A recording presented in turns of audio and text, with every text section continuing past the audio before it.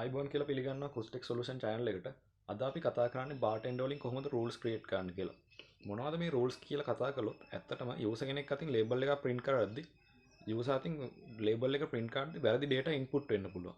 ඉතින් මේ වැරදි data input වෙන එක අවම කරන්න තමයි bartender software එකේ label වලට rules හදලා තියෙන්නේ.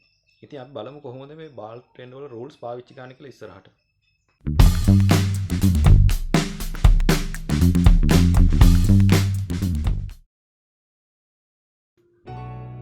හරි මේ ලේබල් එක ඩිසයින් කරන විදිහ ගැන මම ලින්ක් එකක් දකුණු පැත්තේ කෙරවලේ තියෙනවා දාලා එතනින් ගිහිල්ලා ඩිසයින් කරන විදිහ වීඩියෝ එක පොඩ්ඩක් බලන්න. මේ ටෙක්ස්ට් එක උඩ ඩබල් ක්ලික් කරලා මම ඒ කියන්නේ කැප්ස් ලොක් ඔන් කරලා නැති වුණත් නිකම්ම සිම්පල් ටයිප් කරනකොට කැපිටල් වෙන්න හදලා තියෙන්නේ. මේකේ ටෙක්ස්ට් බොක්ස් එක උඩ ඩබල් ක්ලික් කළාම ඒකේ ට්‍රාන්ස්ෆෝම් කියන ටැබ් එකට ගිහිල්ලා මම කැරක්ටර් ෆිල්ටර් කියන එක uppercase option එක දාලා තියෙනවා. මෙතන අපිට පුළුවන් කැරක්ටර් සිලෙක්ට් කරන්න. ඒ කියන්නේ numeric only දුන්නොත් numbers විතරයි, hexadecimal, alpha only දුන්නොත් ඉංග්‍රීසි අකුරු විතරයි. මම මෙතන all කියන එක සිලෙක්ට් කරලා කොයිකටත් okay කරලා තියෙන්නේ.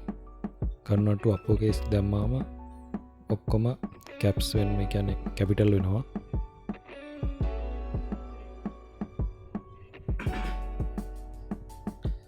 lower case දුන්නොත් simple වෙනවා. හරි close කරන්න. මම දැන් මේකේ date function එකත් හදාගෙන තියෙන්නේ.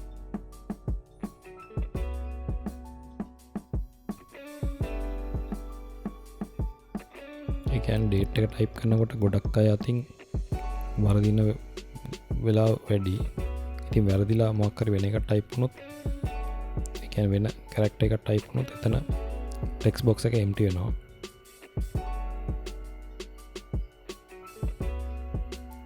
මේක හදාගෙන තියෙන්නේ මේ ටෙක්ස්ට් බොක්ස් එක ඩබල් ක්ලික් කළාම එන property එක මම date කියන select කර date කියන option එක select කරලා දීලා තියෙන්නේ.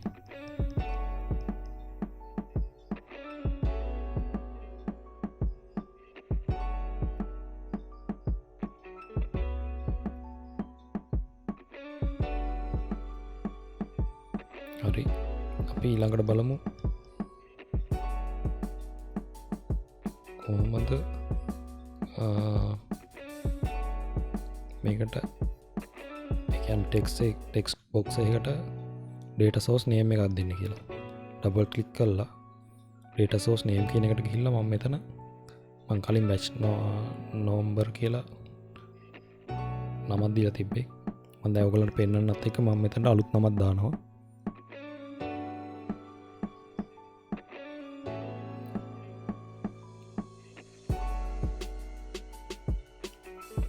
හරි ඕකේ කරනවා.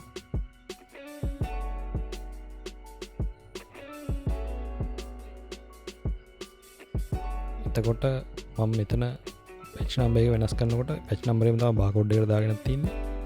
එතන barcode එක automatically වෙනස් වෙනවා. එතකොට අපි ආයි barcode එක type කරන්න ඕනේ. මම මෙතන මේ විදිහට මේ batch number එක new හදාගත්ත new batch කියන data source එක link කළාම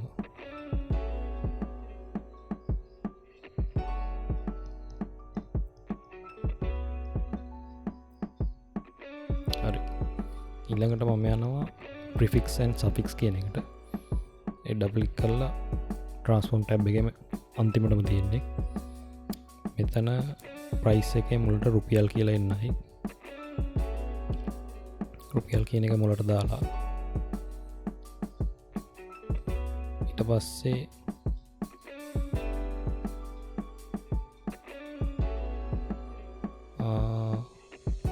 හැඩයිරයි සමාන ලකුණයි අන්තිමට දාලා ඕකේ කළා.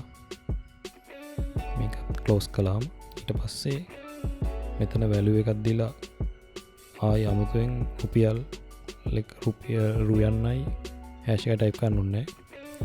මේ කෙරවල එක දාගෙන තියෙන්නේ මම Serialization කියන එක. මේක ගැන මම වෙනමම වීඩියෝ එකක් කරලා තියෙනවා. ඒකේ දකුණු පැත්තේ link එකට ගියාම මේක බලා ගන්න පුළුවන්. මෙතන ප්‍රිව් එකට ගියාම ඔයගලන්ට බලා ගන්න පුළුවන් කොහොමද සීක්වෙන්ස් එක ගිහිලා තියෙන්නේ කියලා. ඕකේ ගන්න. එකත් ඕකේ ගන්න. ක්ලෝස් ගන්න.